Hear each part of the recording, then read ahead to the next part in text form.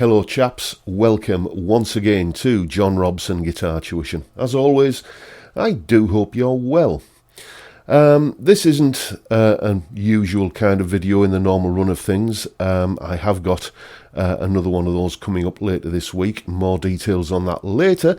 This is just me having a bit of a think out loud, really. Back in the 70s, a colour television was, prohibitively expensive. It was, you didn't want to own one because it would cost you, a lot of money. And let's face it, back then TV sets weren't the most reliable consumer electronics goods.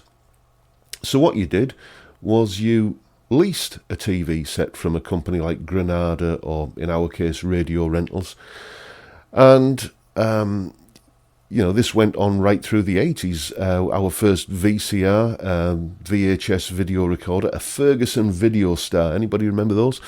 That was leased from Radio Rentals. And even in the late 80s, when I got my first Sony hi-fi system with a CD player, cutting-edge stuff, that came from Radio Rentals as well. And you just paid a small amount each month. And, you got the goods that you couldn't afford. And then at the end of the contract term, you returned it. Or, you chopped it in for a new one or whatever. And, it was a business model that worked. It still works today.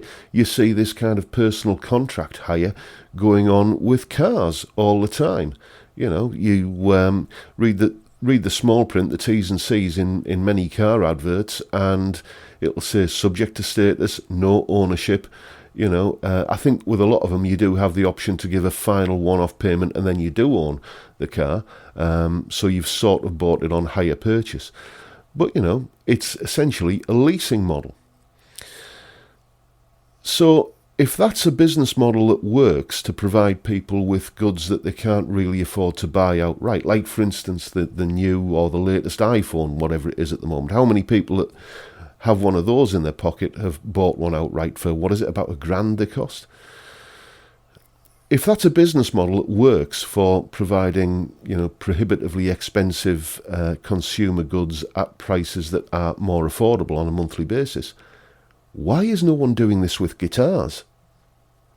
Imagine being able to go into your local guitar emporium and hiring a custom shop Strat or a core line PRS or, some highfalutin exotic Gibson Les Paul for a small affordable amount of money each month.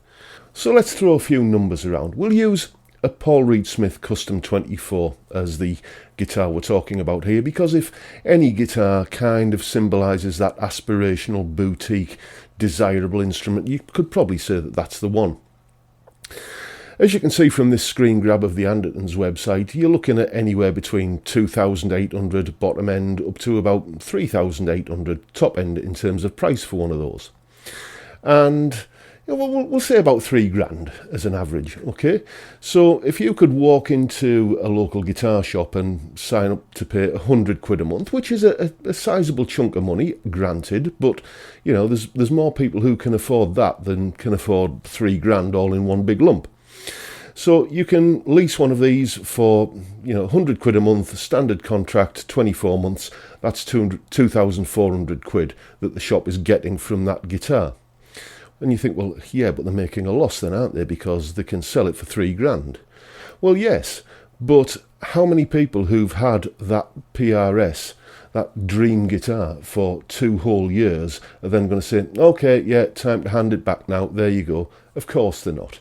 They're going to keep it and continue paying. Or maybe there'll be the option, like I said earlier, in the car leasing business model, where you just make a final payment and it is yours outright. Or if you do give it back, why are you giving it back? Because probably you want a different one. You fancy a change. Maybe your favourite guitar player has, got a new signature model out and you're desperate to get your hands on that. So, you know, you hand the PRS back, the original guitar, and then they can sell that as either a used guitar, or maybe they can rent it out again as at a lower price for it being a used guitar. And let's face it, you know, if it's got a bit of buckle rash and maybe the odd ding or so, there are people who see that as something that enhances the look of a guitar. You never know. What I'm saying is that, you know, the music shop, the guitar shop, would be earning more money in the long run out of that one guitar than if they just kind of, it's like one transaction, bang, there you go, it's out the door, released into the wild, as it were. So I think there's, you know, advantages there for the guitar dealerships, for the guitar companies, the manufacturers as well, because they're going to be shifting more product. You know, if 10 times as many people on a monthly basis are going into their dealerships and walking out with expensive guitars that they couldn't otherwise afford, then they're going to be building more guitars. They're going to be providing more employment. I just can't really see, unless I'm missing something obvious, and I'm sure you'll tell me if I am, where the downside is to this. And it strikes me that it seems odd that no one's thought of this before. Maybe they have, and maybe I've just never spotted them. Because, let's face it, I live in Redcar on the northeast coast of England. It's not the most cosmopolitan part of the world, to be fair. So maybe this is already happening and I just haven't, spotted it. But to my knowledge, it's not going on. And I think it would be a fantastic idea if it were to happen.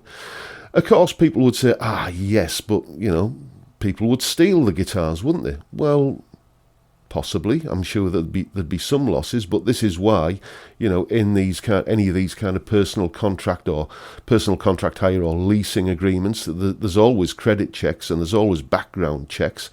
And, you know, if you've signed a piece of paper, a contract that's got your name and address on it, and, you know, if you know that if you default, then there's going to be bailiffs coming round or whatever, you basically know there's going to be consequences if you try doing anything shady. Then I'm sure that would keep it to a minimum, a bearable minimum for the industry, in the same way as it does for, you know, mobile phone contracts, for for leasing cars, like I said, or for back in the 70s when we used to get our VCRs and TV sets under a same kind of business model.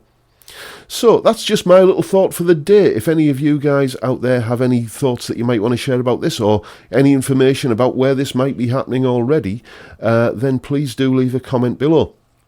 Anyway, coming up in a couple of days' time, I've got a video on how I managed to fake my way through a pretty iconic and ridiculously fast Gary Moore solo despite the fact that I can't really play like Gary Moore. And there's a bit of a lesson to be learned there, which you will find out if you watch the video. And I will just mention, of course, at this point that I have some courses on sale on my website. There's a course on beginning to play lead guitar for the absolute lead guitar novice. There's a course on making the modes easy. So if you're interested in playing modal lead guitar, this is the one that's for you. It demystifies all of that Dorian, Ionian, Aeolian complex jargon that you've probably heard or read in guitar magazines and not really quite understood. And there's another one that's basically for blues guitarists who are bored with just noodling around the pentatonic scale. If you want to be able to add a little bit more depth and sophistication to your blues solos, that's the one for you. They all come with plain English, jargon-free explanations, loads of licks, loads of jam tracks, loads of stuff demonstrated on screen. And if you want to check them out, you can preview them on the Udemy tuition platform, and you can get to that via the link that's on screen there, which is also in the description box. So that's it for today, folks. Just let me know what you think on this particular topic, if you have any thoughts at all, and I do look forward to seeing you all again next time around. Bye for now, folks.